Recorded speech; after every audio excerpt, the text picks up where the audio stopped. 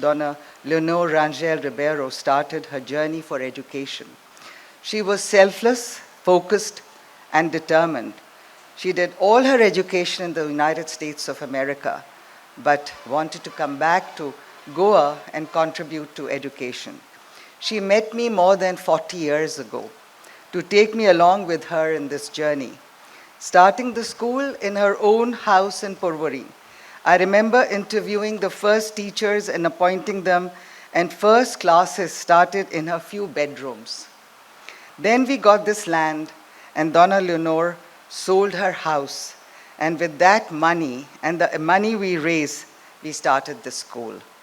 We are proud that today we have quite a few students who have made good careers and lives after completing from our school. We have to keep working and raising our standards, and for this, we will need to work together. I want to congratulate all the students today for doing well in their academic studies and receiving the prizes. This achievement can be any students present here. It's not just a few, it can be any one of us.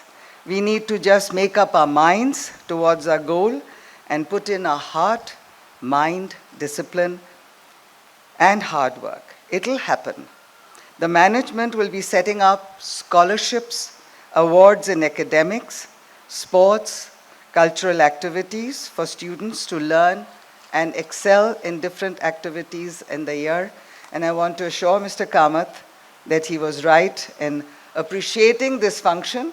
And there'll be more than one function, because there will be functions to reward people in their efforts in sports and cultural activities, or anything else to choose to raise their bar.